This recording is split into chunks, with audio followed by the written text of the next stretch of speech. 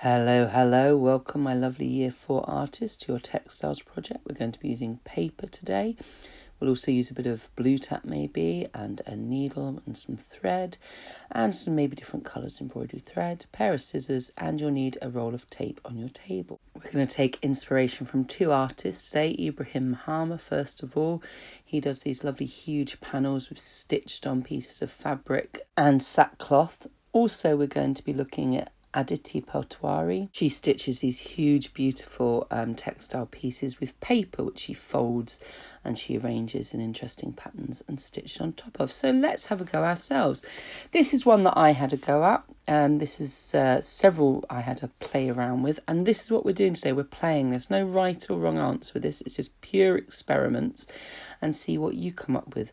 So first one I'll show you is this one where I did a big loop, and then I had lots of stitches going across the loop. Started by taking my long strip of paper and looping it round and putting a stitch in it. Now, some of you might be a bit worried about using the needle, so to help you with that, I've put in some blue tack for you to use, and then you can actually poke your needle into the blue tack in case you're worried about poking it into your fingers. So that's a little trick you can use if you're a bit worried. I'm quite confident sewing, so I'm not going to use that very often, but I'll just do it every now and again to remind you. So there you go. I've just stitched my loop shut, and now I'm stitching across my loop, across the circle. And you'll notice that if I pull the thread quite hard, then it changes the shape of the loop. It changes the shape of the circle. Can you see that? It distorts it. So if you have your stitches floppy, you'll keep the original circle shape. If you pull them tight, then you'll start to just have distortion in there. So I just cut off the end of my needle there, and then I get a bit of tape and stick it down to stop it coming out. And you can see on this one I did the same idea, but this time I used two different colour threads. I moved on to this idea next. What I did here is I had long strips, which I kept really nice and long. I actually cut my strip of paper in half to make an extra long piece.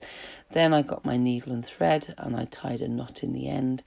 And then I began to start just poking my needle through one end of these long strips.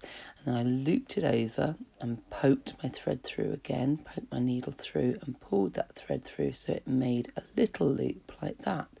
Then I folded the paper back over and added another stitch. And you see the idea that I'm going in and out and I'm making more and more little loops there. Okay, and when I got to the end, instead of stopping, I got the next piece of paper and just added that on. And you could keep going. There's plenty of extra scrap bits of paper in the box you can use. So feel free to keep going if you like this idea. But you can get the idea there that I'm just making these loops over and over again and just building it up. Again, you could change colour threads if you wanted to. And when you finished your thread, you just stick it down like before. So there you go, nice loops going backwards and forwards on this one. This one's quite similar to the first one that I did, but this time I made 3 little loops and I joined them together. So I made a loop, stitched over it, joined it on, made a loop, stitched through it all and joined it on and got 3. And then this one really reminds me of the work of Aditi Patwari, because you can really see how we can get some stitches there and we can start getting sculptural with the paper. Can you see how I folded bits down as well as did the stitching? So basically I just cut up my long strip into smaller chunks, into sort of squares and rectangles, and I began just sewing them onto each other. Same as always, bit of tape to stop it all falling out at the end. And when I did one, I thought about maybe folding some bits in and making some shapes. Again, taking that inspiration from the work we saw earlier.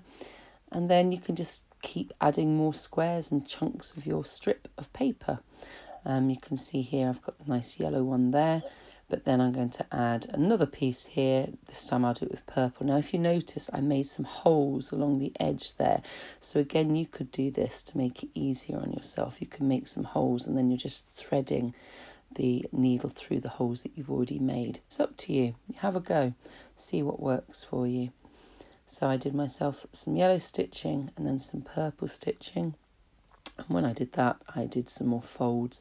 I've got a bit of concertina going on there, got some diagonal folds and things, and I think that looks rather nice.